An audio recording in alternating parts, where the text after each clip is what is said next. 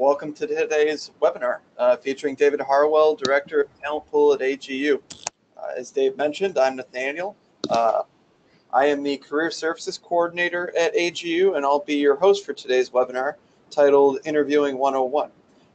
Dave's been mentioning it already, but if you have any questions during the presentation today, please feel free to type them into the question box on the right side control panel, and we will answer as many of those as we can at the conclusion of the presentation.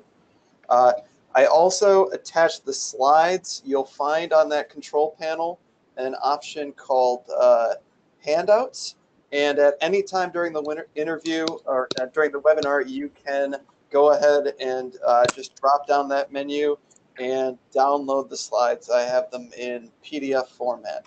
Also, I saw that some of you already had played with it, but today we'll be using the hand raising function. So during the webinar, there will be moments where Dave asks you, yes or no questions. Raise your hand if you have done a particular thing. So at this point, everybody that's in the webinar, I would like you to locate on that control panel. There'll be a little icon with a yellow hand with a green arrow, and if you see it, then go ahead and click on it to raise your hand. That way we make sure everybody knows where it's at. So it'll be a little box floating to the left-hand side of your control panel. I'd show it on my screen, but because I'm not an attendee, I'm an organizer, it doesn't show up. I see Carl's raising his hand. I know that I saw Rihanna raise her hand as well. All right, it looks like people are starting to find it. So yeah, so during the webinar, if Dave asks you to raise your hand, that's where you will raise your hand from. All right, now I'm going to put everybody's hands down now. Also, one last little housekeeping item. At the end of this interview, we will be recording it, and about 1 or 2 days out, you'll be receiving an email that will give you a link to the online recording, and it will be sent to all attendees. So no need to worry about recording this yourself. We are recording it for you, and we will be sending that file out to you in the next few days. With that, presenting today's webinar is David Harwell, Director of Talent Pool at the American Geophysical Union. I'm going to pass the mic over to you, Dave. Take it away. Great. Thanks, everybody. Welcome to today's webinar. This is going to be Interviewing 101, and we're going to talk about the interviewing process. But I want to see how comfortable you are with one of the hardest questions that's out there. So we're going to start out with you. I'm going to put you to work. So tell me about yourself. Do it in a paragraph and type it into the question box. Go ahead. I'll give you just a few moments to do that, because in reality, you never know when somebody is going to ask you to, well, tell me a little bit about yourself.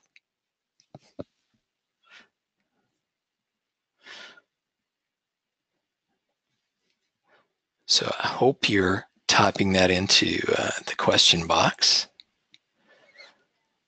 I'm going to give you just a minute to do that. And this is one of those things that you want to be prepared for, because you just never know when you're going to run into the right person and you need to tell them about you. So we're 15 seconds in.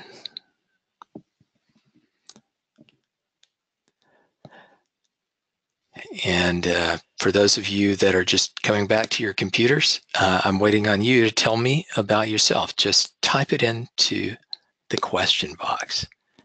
I'll give you, well, I'm going to give you a total of a minute, but some of that minute is already gone. We're already at 40 seconds. A few seconds more, down to 10. 5, 4, 3, 2, and 1.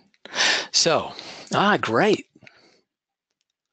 So I'm getting several different answers. So one is I'm an undergraduate student. I love traveling and knowing about culture of places I visit, and I know about the people there. June is saying I'm a marine science researcher located in Monterey Bay, California. I'm finishing up my graduate degree, and you're passionate about marine conservation and fisheries and management. Carl is saying I have a background in oceanography with 20 years of experience in managing science operations in remote polar locations. And Rihanna says, I'm a PhD student of meteorology and work with extreme events and precipitation. So those are all great answers. Hopefully, as we go through today's webinar, you're going to learn even more because we're going to talk about these specific topics. We'll go over the types of interviews first, then we're going to go over the interview process, then we'll talk about the tough questions and how you could answer those, and we'll talk about you asking questions because, well, an interview is a two-way process. Now, there are a few things that we need to get off the table and just say an interview is not an interrogation, so you shouldn't feel intimidated by it. It's really a conversation. It shouldn't be one-sided. They shouldn't be doing all the talking. You shouldn't be doing all the talking. And it's not a data dump. You know, it's not one of those situations where you just start babbling and tell everything you know because you're so nervous. That's not going to work well for you. The interview is really a two-way conversation where both parties want some form of information, some bit of information. And so it's important for you to know what you want to get out of the interview. That's just as important as being prepared to answer the questions and to deliver the information that they're looking for. Now, for the purpose of the interview, there are two different points of view, and we're really going to talk about interviews in the context of getting a job. So we have them, the employers, and we have us, the job seekers. So for employers, they're really trying to find a qualified candidate for their job. And they want to hire somebody, and they want to find the right person. They're also going to communicate what it's like to work at where they are, their culture. They're going to talk about what they need so that you can tell them that whether you fit or not. And they're also trying to find out, do you really want the job? Is this a good fit for you? Both in terms of, do you have the technical expertise? Are you have the right kind of personality to fit into the organization? Are you likely to be successful, and do you really want to do this? Now, for us, the job seekers, this is our opportunity to tell the other person, the interviewer, that we're the right person. And not only that we're the right person, you know, anybody can say that, it's to give them enough information so that they feel comfortable and they think we're the right person.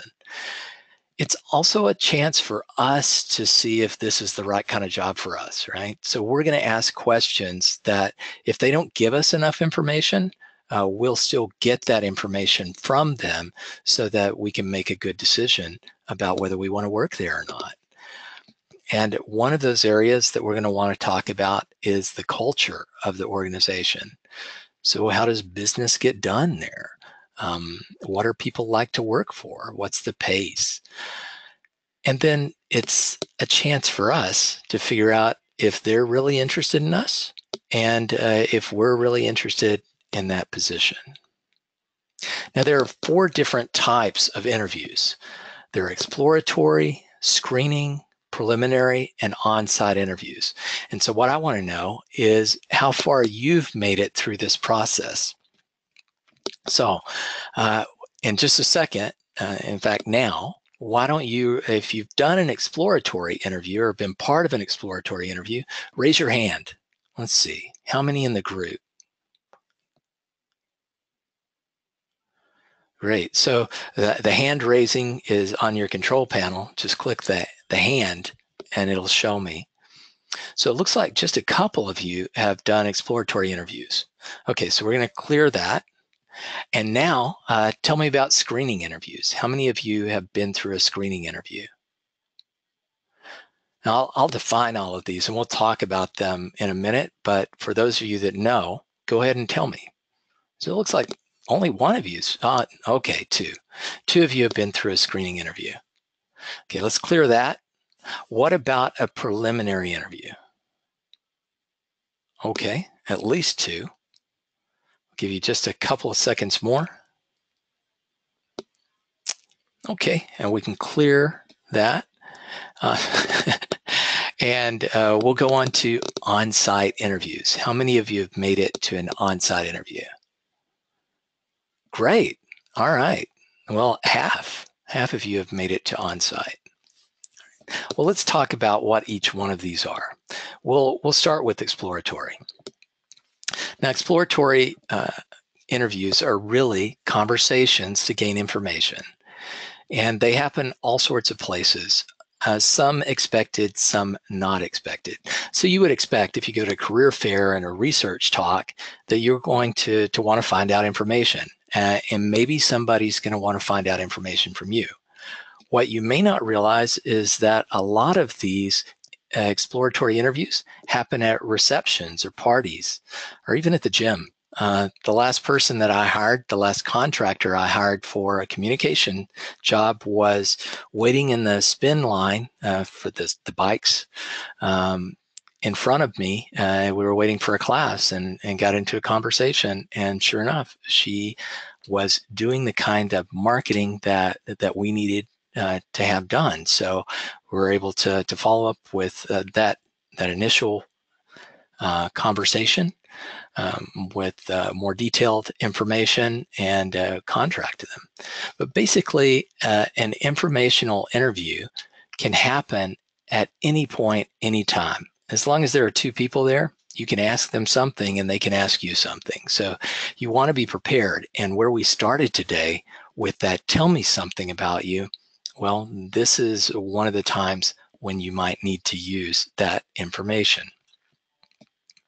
Now, a screening interview is a little further on. So at this point, you've probably done something to initiate an application process, like you've turned in an application or given them your resume. Maybe you've applied to a position online. And what's really happening here is they're trying to screen out candidates. It's very likely these days the job market is good, and we generally have a lot of candidates for positions. As the job market gets tighter, they'll have even more candidates.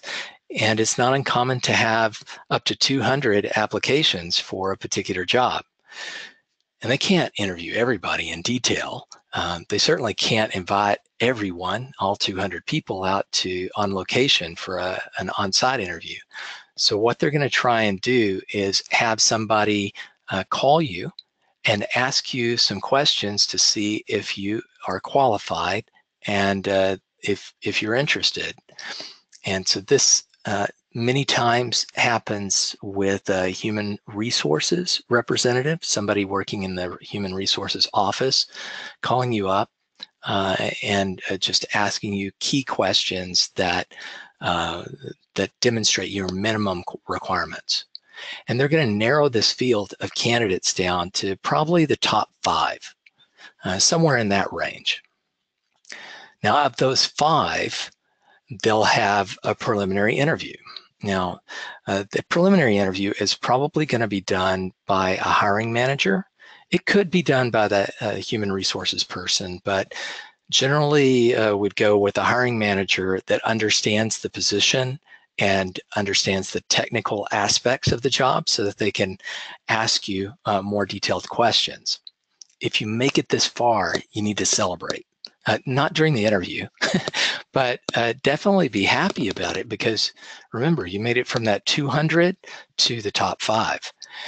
And this is still going to be a screening interview, because what we're trying to do in this phase is go from 5 down to 2 or 3, right? So we're trying to figure out, of these qualified candidates, who are the top candidates that I want to invite out for an on-site interview. Okay, so they're going to ask you about technical competencies. They'll also probe your cultural fit. Just to give you an example, when I was applying for academic positions, I got a call from University of Michigan, and I did all my training and had lived most of my life in the southern US. So always in warm climates. And the guy from University of Michigan, when he called me up, he said, there's a blizzard outside. And I thought, well, that is super cool. And I said so. But what he was trying to figure out is if I could handle being in a blizzard, if I knew what it was like to work in a cold climate. And obviously I didn't. I was amazed as he was describing. He was looking out the window and all he could see was white. He couldn't even see his car that was parked 20 feet in front of his window. I thought that was really cool. And he knew that I was very naive. So obviously not a good fit. So they'll ask you things besides, in addition to your technical competencies. And once they're satisfied with their prioritization of candidates, they're very likely to invite the top 2 or 3 candidates out for an on-site interview. Okay, so if you make it that far, if you make it to the on-site, now you really have to celebrate because you're in the top 2 or 3. And you need to be aware that anything from this point on, any contact with them is part of the interview process. So even when somebody's just telling you where the logistics, where things are going to be, what plane you're going to get on, who's going to pick you up when you get to the airport, if you go out to social events, they may tell you, let's go and have a beer, congratulations, you made it through the interview. Now we're just going to have a chance to relax. You can act relaxed, you should act relaxed, but don't really be relaxed because you're still part of the interview. They're going to compare notes about what went on. The types of interactions that you can expect is you're likely to talk to a lot of people one-on-one, your supervisor, maybe coworkers, maybe your supervisor's supervisor. There may be some group interviews, especially if it's a large organization you're interviewing with. There are likely to be meals or social events. You want to find out as much about the interview beforehand as you can. Who are you going to talk to? What presentations do they want you to make? If they'll give you a list of people that you're going to be interviewing with, you can even do research on them in advance, right? So you could look them up on LinkedIn or somewhere else on the internet. And so you can be prepared to ask them questions and know about what their research areas are or their areas of competency. In some cases, there may even be a practical skills test, but it really depends on the type of job that you're interviewing for and the level of that job. So the higher the level of job, the more you can expect to see more people. So higher level, more people, because they want to make sure they're getting the right person. The lower level, the position, then it'll be a little less formal, fewer people. They will ask for fewer things. Okay. Here's some questions that you should be ready for. Well, these aren't really the questions, they're the type of questions. So there are open-ended questions like the tell me about yourself. These can be dangerous because when you get an open-ended question, you need to make sure that you don't go too far. Remember, it's a conversation. So whatever your response is, make sure it's less than 3 minutes. You never want to talk more than 3 minutes because you want the other person to be talking as well. So you give your response, allow them to ask you another question.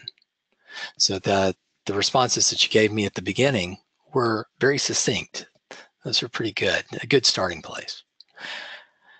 You may also, and you probably will be asked, some behavioral questions. So behavioral questions are ones that you're going to answer with a story.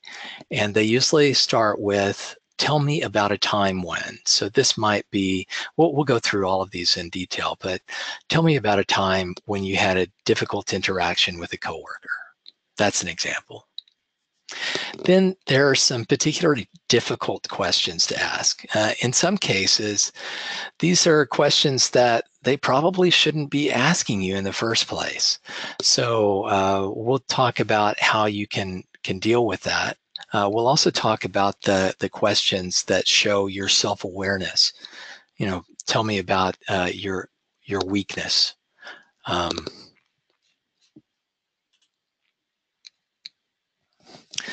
Now, tell me about yourself. You've already answered it, but this is probably the most difficult and most common question that you're likely to see.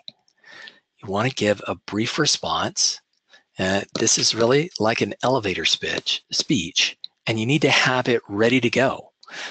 So you don't want to have to put together your response on the fly. So put a response together and practice it, and practice it several times. In fact, you should practice this with your friends, with your family, with anyone that will listen to you. And that friend that you have that's, well, they're probably not really your friend because they point out everything that's wrong with you. They're not good for you to be around most of the time, but this is the time that you can actually find them useful. Talk to them and tell them your pitch and let them rip you apart because, you don't really care about them. You shouldn't. So practice with them so that when you get into the situation where it does matter, you're already ready to go. Now, this really shouldn't be about your life story. When people ask for you to tell a little bit about yourself, what they're really asking is, tell me how you can make my life better. Tell me how you meet the qualifications of the job I'm trying to fill. Now, at this point, if you're on an interview or you're participating in an interview, you've most likely applied to a job. And that means that you've seen the job description. So based on the job description, what they're asking you to do, think of in advance some examples of times. So again, we're going to tell a story here. Sometimes when you've done those things that they're asking for somebody to have the competencies to do, because the best way to demonstrate your ability to do something in the future is to show that you've done it in the past, to be able to give an example of a time when you've done something in the past. You don't have to give a whole story, but you need to give enough that they understand that you're able to meet the qualifications that they're specifying. Okay, so you will likely need to hit on 2 or 3 qualifications in your tell me about yourself.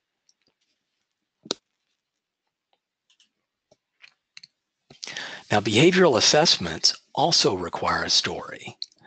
So these are the ones that start with, tell me about a time when you had a bad interaction with a coworker or when you failed to meet a deadline. And these questions give you a chance to demonstrate that you've learned from a situation. So we may not have successfully accomplished this right off the bat. Everybody has failed to meet a deadline. So be sure that you are able to talk about one of those times. If, for example, you were to say, well, I've never missed a deadline, what that shows is that you're not self-aware, or maybe you're not being honest with me. My mind is likely to go to any of those places, right? But when you're telling the stories, you want to tell a story where you're the hero, where you overcame adversity. Yeah, sure, we missed a deadline, but after that deadline passed, I was able to see the impacts that it had on other people that were working with me. And so I developed a system where I had a list of tasks to be done, And I started with the ultimate deadline and then backed it up so that I knew which stage of the process I should be in at which date. And that made it easier for me to anticipate when things might be going wrong or when I would need to adapt to the situation so that I met the deadline. And if for any reason I wasn't able to meet that deadline, it gave me enough advance notice that I could go to the people that were depending on me and tell them that this was likely to happen so that they could make the appropriate shifts and changes to their plan. Okay, so that's an example of a response that we could give. Now, there's a formula for this, and we're going to call it the CAR analogy. So CAR, context, action, result. So start with the context. Give me enough information that I understand why you acted the way you did. It's a statement of the problem, and it sets up the circumstances involved. Then I want you to tell me about the actions you took to solve that. So what did you do to make the situation better? Last, what was the result? So sure, you did something, but did it make the situation better? And how much better did it make it? So this could be qualitative. It was a good thing. You can be descriptive about it, or it can be quantitative. It produced 55 more of our product. But whatever descriptors you use, you want to be specific enough that they understand that your actions made a difference. Now, common topics that you'll see for these behavioral questions have to do with interacting with people or managing people, time, resources, processes, dealing with challenges, making choices, prioritization, and ethical practices. Because these are all things that you're going to have to do on the job. And how well you're able to do them, well, that differentiates you from other candidates. Okay. So here's an example for me. So I'll tell you a story. So I was asked to tell about a time when I had to deal with conflict. Well, when I was a postdoc at UCLA, I was the head postdoc, and we had about 30 researchers in our lab, 10 postdocs, 10 grad students, 10 undergrads. And we had this instrument called a rotary evaporator. And we used it to remove solvents so that we could get to our sample that was dissolved in whatever the solvent happened to be, usually water. And so it had a suction component, and it also would rotate the flask that our sample was in so that it had more surface area and it would evaporate more quickly. Well, we were really dependent on this piece of equipment, and every lab had one. But I noticed that everyone was using my rotary evaporator, the one in my lab, and they weren't using theirs. And so they would actually come in the lab and take my sample off and set it aside and put their sample on. And it was causing delays. I was waiting on my line, on my chance to use my machine. So I called a meeting of the group to find out what was going on. And the response I got was, well, the one in my lab doesn't work very well. The suction apparatus doesn't work, or our flask is dirty, or, our machine's just broken. So we realized that we needed to upgrade our instruments. I filled out a requisition. We ordered all the missing parts, upgraded the systems, and cleaned everything up. And then we also put together a process, and I made suggestions, but I also had the group participate so that they all felt part of the process, and we came up with a common set of rules. We will always use our own rotary evaporator. Once we get through, we'll clean it up so that it's ready for the next person. And by having that system in place and by having the equipment in place, that took the load off of the machine that I was on so I could actually use it. And they actually were able to get their stuff done more quickly too. So it worked out better for everybody. And that's an example of a time when I dealt with conflict. So I set the context, right? I said, this was a problem that I dealt with as a postdoc. I was a leader in the group. It was at UCLA. It had to do with this piece of instrument. I told the action that I took. We had a group meeting. We decided on a process. We ordered in new equipment. And what was the result? Well, as a result, we got rid of the conflict, and we had plenty of time to do what we needed to do because we weren't waiting on the rotary evaporators. We also became more efficient and were able to produce more samples, run more samples through the lab. Okay. It's a context action result. Now, this last class of questions are what we might call forbidden subjects. We have to realize that they're not really forbidden. I mean, they shouldn't ask you whether you're married or there are several classes of protected information at the bottom. You'll see both for the US and the EU, and most other countries have rules, but not all of them do. But they technically can ask you anything. So if you are asked one of these types of questions that could lead to discrimination of you, it's good to get to the bottom of it. You know, why? Could you tell me why that information's important? I'd like to give you the right answer or the answer that's going to allow you to make the decision that you want to make. And so an example here, I was, again, this was when I was doing academic interviews. I went to a university that was out in the country. It was away from, in a small community. And I noticed that several of the professors that I interviewed with asked me if I was married. I thought this was really odd. And it threw me off at first. I went in and answered the question the first couple of times, but by the third time I said, I'm sorry, this seems quite strange that you're asking me that. Can you tell me why?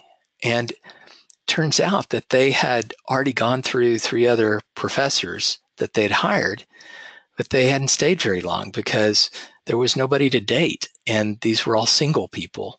And they were they were miserable because they were all alone. And so they were trying to find out if I had a partner in life and would be okay without not having a social scene. Yeah. Technically, they were letting themselves open for a lawsuit because I could have sued them to say that they were discriminating based on whether I was married or not. But all the same, they didn't know that. The reason they were asking was because they wanted to make sure that I would be able to handle it in the environment and the culture of their organization. If they'd have just told me that there are no prospects for love in your life if you come here, I would have just eliminated myself and it would have been much easier for everybody. But that's not always the way it happens. So be prepared for those types of questions, but be aware that there are protections in most countries for categories. Okay. All right, so that's the end of the formal presentation. So now I'm going to come back to you and let's do it again. So in the beginning, you didn't have any of this knowledge. I didn't give you a chance to prepare. You've had 33 minutes now to prepare. So let's do this again. Tell me a little bit about yourself. Type it up in the question box.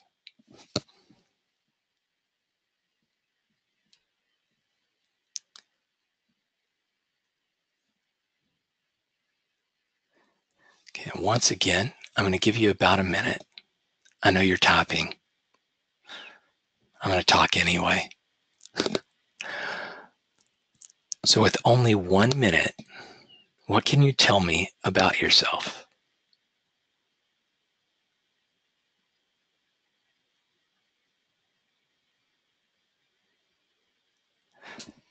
Remember, I want to know about your qualifications, really. I didn't ask that, but that's what I really want to know.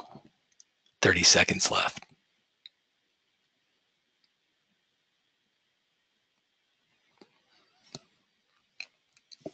Since we don't have a specific job here that you're applying to, think of one that you want.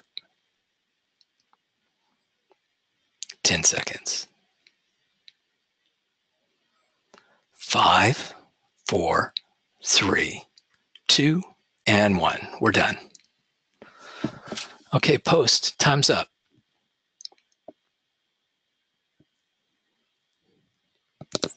All right, Carolyn wrote back, I'm a graduate student at University of California, Santa Cruz with experience in ice sheet response to climate. For this work, I install sensors in ice sheets and develop computational models to capture those processes. That's very good, Carolyn. Very good, especially since I only gave you 1 minute to do it. Anybody else have one? Your time's up. You have to post.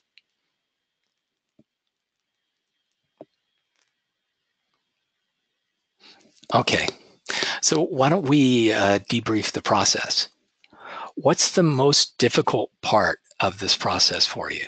So when you're writing your response to tell me a little bit about yourself, what's the most challenging thing? Type that into the question box.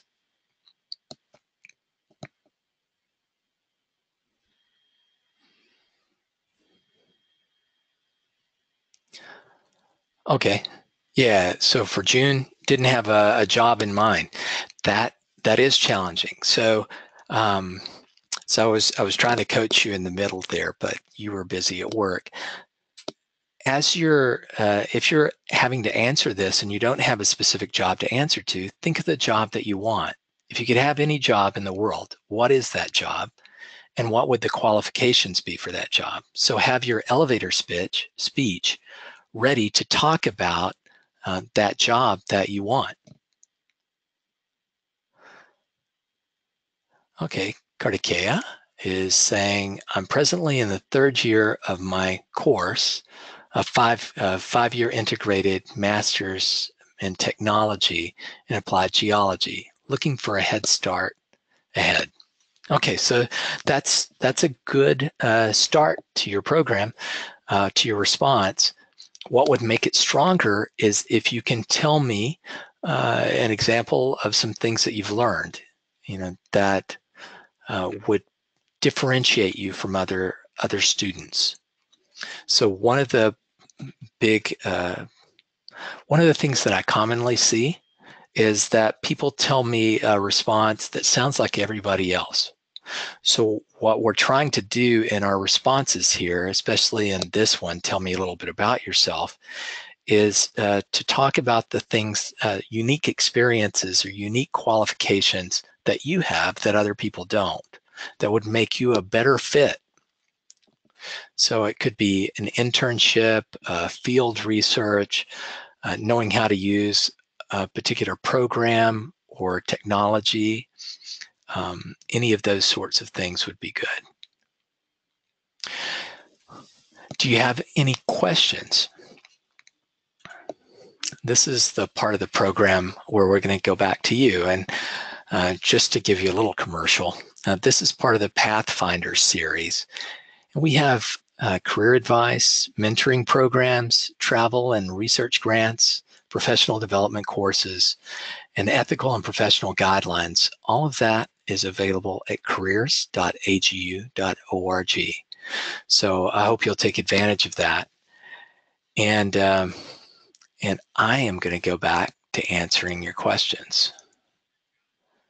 So Carl is saying that it's challenging to demonstrate enthusiasm in writing without sounding trite.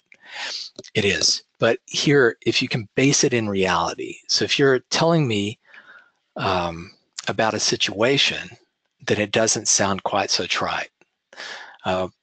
Being trite, it's also not going to help you. Just saying, I'm the best for the job doesn't tell me anything. It just says you think you're the best for the job, but why do you think you're the best for the job? So think of it as storytelling time. So once upon a time, I did this, and it saved the company this much time or this much money, or I was able to accomplish certain things, and then it's no longer tried, it's more concrete. Okay. Kartikeya is giving me another example. So, okay, when I was on my summer excursions last December, I was the leader of the group, and there I learned how to do work in a team. So very good. We can make it even stronger if you tell me an example of something you did as a leader. So the example I gave you about reorganizing the equipment in the lab and coming up with a process, that's more concrete than this. But what you've answered is quite good. So June says, what are some of your favorite responses to the question, what's your greatest weakness? Okay, well, funniest, there are many that are funny that were horribly bad, but I think what I want to share with you is, again, if you can tell me about a story. So think about a time when you overcame a challenge, right? If you rephrase it in your mind that way, it could be that, I sometimes have trouble organizing myself, and can get involved in a project so that I lose track of time. So I came up with a coping mechanism. Um, I put an appointment on my calendar when it's due, so I don't lose track of that. And then I look at certain points of the process. So whenever I'm going to produce something like a report or a draft, and I figure out how much time it's going to take to do that, and I put markers on my calendar for that or on my to-do sheet. So that's not only admitting that I have a weakness, that weakness is dealing with time, it's showing that I've come up with a solution, or at least one that works for me. Okay. So what other questions do you have? One of the ones that we had at the beginning was, when I'm on an interview, how do I tell if things aren't going well? Well, generally, it's when the conversation stops. So if they're no longer asking you questions, they probably checked out, or maybe they're just having a hard time coming up with questions. That's fine. So make it easier for them. Tell a story or ask them a question about themselves. That's a way to recover in that type of situation. So while they may, you never know why they stop talking, but if you can ask them about themselves, they're probably going to feel most qualified about answering those types of questions. Some questions that you could ask are, tell me about what it's like to work here. What's the thing that you like most about your job? What's it like to work with your colleagues? What are your chief competitors if it's an industrial job? So who are your main competitors, and what differentiates this company from that company? If it's an academic organization, what are the students like? How big are the classes? So shift the burden of the conversation, take it over a little bit so that they can feel more comfortable and you can recover. So Kartikeya continues to iterate and improve the response. So I had to look for my team members in the field to meet their requirements, had to see that whether they were tired or not. So looking out after safety and protocols, energize them, make sure that they were getting the job done. So very good. So those are great examples. Also, you have a question here, what to answer when they ask whether you will leave the company or not. So help me out. Is that leave your current company?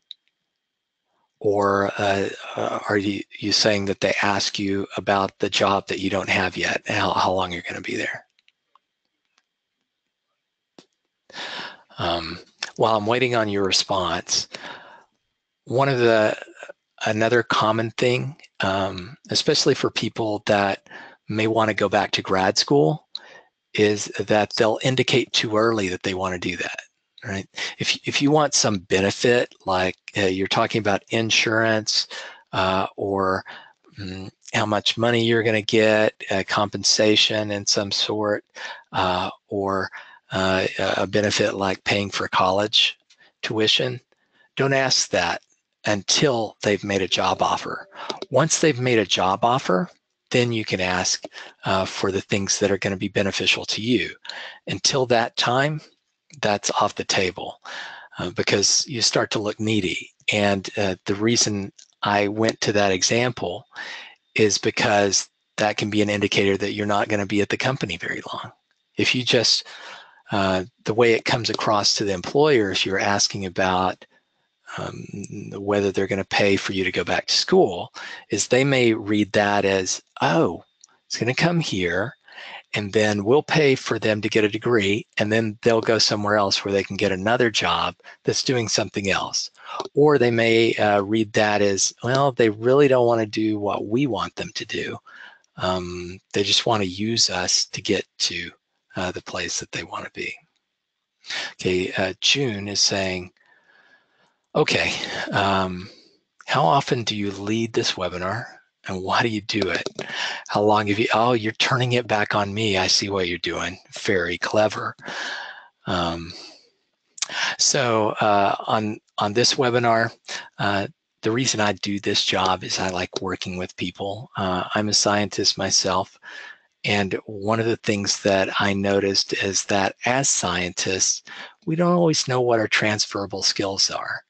That is, we know our research very well, or we know our projects, or maybe the science that we've studied, but we don't realize how valuable that information is, or how valuable those skills are.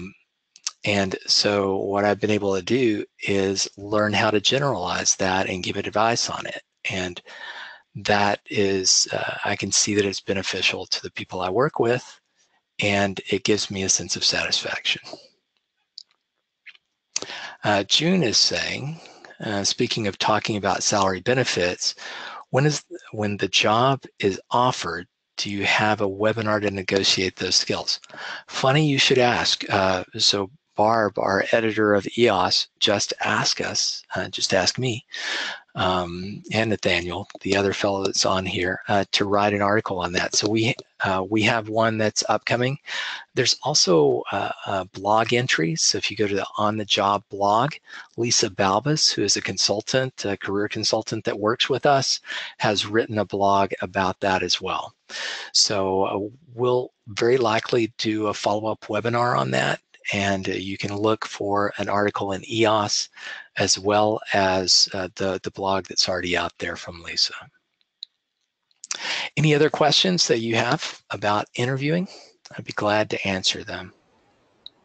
Oh yeah, and actually, Dave, I'm gonna jump in here for a second and say that there actually was a negotiation webinar that we did, I believe, either May or June. So that recording is actually available. I'm going to, while you're kind of wrapping up here, I'm finding the URL and I'm just gonna share it with the whole group here. Okay, and you can also go to our archives. If you go to webinars.agu.org, look in the professional development archive, and you'll find that webinar. We'll give you the URL. Any other questions? So how do you convince the interviewer that you're the one who is eligible for the post? All right, so sometimes this question is demonstrated. Tell me about why you're the best for the job. So it's not useful to get into comparisons between you and other people. You don't even know who the other people are, right? What you do know is how you meet their qualifications. And that's where it's going to come back to those stories, Kartikeya. So if you're able to look at the requirements for the job, the skills and competencies that they say they want, and find a time when you were able to demonstrate each one of those competencies or skills. You don't have to have 100%. Nobody's going to be a perfect match for any job.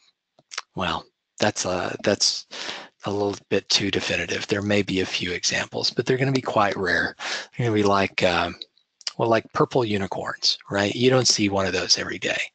So don't rule yourself out, but give as many examples that meet the requirements as you can. Just show that how well you actually do meet the requirements. What are some tips and tricks a person should know before going to the interview? Well, we talked about being prepared for the questions. That's number one, and having your responses ready. Because if you have to come up with a story on the fly, coming up with the right story on the fly is hard. And you're almost as likely to come up with a story where it didn't end well as a story where it did end well. So better to think those through in advance. If you search on the internet for behavioral interview questions, and then use those as practice. You'll get a long list. You can use any search engine you want. The other thing I would say is find out who you're going to interview with. You can do some research here and see if you can figure out who the hiring manager is, and then find out about them. So they're going to be doing the same thing about you. You've already told them that you're interested in the job. You've applied for it. They know your name. They know where you're coming from. You probably even gave them your resume, so they have information about you. So it's fair game for you to find out about them. So look on the internet, look on LinkedIn, read their profile, do a search in the literature to see what topics they've researched on. Some other questions here. June, as a follow-up to the question regarding convincing at the interview that you're the best for the job, I've learned from various communication workshops that one of the best things to keep in mind when communicating any topic is not to convince the others of something. You can share your stories, facts, etc., but ultimately it's their decision. And you're right there. So it's also important to remember, even though we're scientists and we say that we're not emotional, decisions are always emotional. So what you want to do is give them the chance to make that decision. And we were talking earlier, I think, it was Carl that was asking about being trite. So without having to say, hey, I'm the best for the job, and maybe looking a little too overconfident, if you give those stories that demonstrate, they're going to come to the decision themselves that you're the right person for the job. That's much more convincing than just trying to power your way through and say, hey, I'm the right person for the job. Okay. What other questions do you have? I think we have time for one more. I see that Nathaniel has posted the URL for the webinar on negotiations into the chat box, so you can see that there. Yeah, so yeah, those two. The one in the URL you can see is the blog that Lisa wrote called Salary Negotiations, the First Steps. And then the other one is a link to sort of a wrap-up summary of the webinar that went along with that. And it has a little bit of a summary and also a link to the recording that's on webinars.aju.org. I actually have a sort of follow-up last question, if you will, Dave. Okay. So we're talking about all the process of, the exploratory interviews all the way to the on-site interviews. But what about after the interview? How do you handle that? I mean, of course, there is one track where the stage 5 is you got the job. But what about that scenario where you're waiting to find out if you got the job or you find out that you didn't get the job? How do you handle that? Yeah, well, regardless, the first thing you've got to do is write a thank you note. Thank everyone that you have contact information for. When you're going through the interview, see if you can get a card or some listing of their email addresses. An email response is fine in today's climate. If you can do a written response, that's okay too. What I advise these days is people move so quickly once they have the information, and old-fashioned mail moves so slowly. Go ahead and give an email response just saying, thank you for the interview. Just wanted to, I appreciated talking to you about X, Y, or Z. Pull out something from your conversation to remind them of that magical moment when they met you. And then remind them of your qualifications. Just, maybe give a couple of those quick stories again, and tell them that you look forward to hearing back from them. If in that note, the email that you send, you say, I'll follow up in a week, make sure you do, because you've just made a promise to them. So make sure you're sending the thank you note. If you don't hear from them for a while, and then follow up. I mean, sometimes people just kind of get depressed about it, and they don't follow up. You don't have anything to lose here. They didn't give you an offer. So follow up until they do, or until they tell you that they're not interested. You can also ask them if they need additional information. I wouldn't ask it in that way. I would just say, again, thank you for this interview. This is probably going to be by email. So you'd send them the email. Thank you for the interview. Just following up. I wanted to remind you that I'm still interested, and just wondering if you needed additional information. I'd be happy to provide that. Once they made the interview, the job offer, then there's going to be some follow-up with probably somebody in HR to explain the benefits. HR is human resources. And you may talk to the hiring manager again, because they will soon be your manager. And that's the time that you'll go through the benefits. That's your strongest negotiation point. And the webinar and the blog post that Nathaniel told you about will go into that more. And you're going to have to make a decision about whether you take that job. If you have multiple offers, you're going to have to compare them. So it takes some pressure off of you if you think in advance about what it is that you really want. So before they ever give you the interview offer, or more specifically, maybe before you even go on the interview in the first place, just think about, if they gave you the job, what would it take to make you happy? What level of compensation? How much money do you need to make? What benefits would you need? What would compensate? Say they didn't offer you as much money as you wanted, but the retirement plan was really good, or it came with extended benefits for family health care, and that's important to you. By knowing what's important to you in advance, that'll make it easier and quicker and less stressful for you to make a decision about whether you want to take that offer or not. Okay, we have 2 minutes left. We have one question here. What should the answer be about when they ask as much salary? Okay, we'll follow up with that in more detail.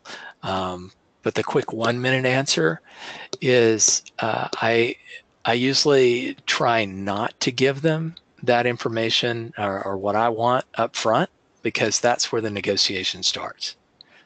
Sometimes you just have to because they're insistent. But if you can, give them an answer like any reasonable offer would be expected. Also, look in advance, do some research in advance. In the US, you can look at the Bureau of Labor and Statistics, BLS.gov. They have average salaries for all the types of jobs that are available in the US. If you're outside the US, your government may have something similar. There are also private databases like Glassdoor.com And so you can look up what the average salaries for somebody in that position are. If you're looking at the Bureau of Labor and Statistics one, be aware that that's an average of all people, whether they just started or they've been working for 20 years, right? So it's going to be a little higher than the starting salary. So don't expect them to hit that number right off the top. If you're looking at some of the indices, tell you the average salary for a man, and then they'll also tell you for a woman. The male one is usually higher, and that's the one you want to tell. So ladies, if you're applying for a position, don't quote them and don't be satisfied with the salary that's listed for the average woman's salary in that position. You're doing the same job. So ask for the salary that the men would make, okay, or the average salary for everybody. All right. So I see that we still have a couple of questions. We'll track those and answer them offline. But I wanted to thank everybody for joining us today. And I think Nathaniel is going to close us out. So Yeah. Thanks again. So as Dave said, thank you everyone for attending. We hope that you liked it. Keep an eye out because we have plenty of webinars that'll be coming out throughout the coming months. Next month, we have something from the Science Policy team on the 15th of February. We're also going to be doing a introduction to careers in academia, a little bit of an exploration of more than just the professor positions and sort of breaking down what all of those professor positions actually are. Somebody from AGU will be doing a presentation on navigating the federal hiring process in March, and there will be plenty of more to come throughout the year. And as always, if you have any questions about anything careers related, don't hesitate to drop us a line at careers@agu.org. Once again, thank you for being here this afternoon. We appreciate it. Have a good one.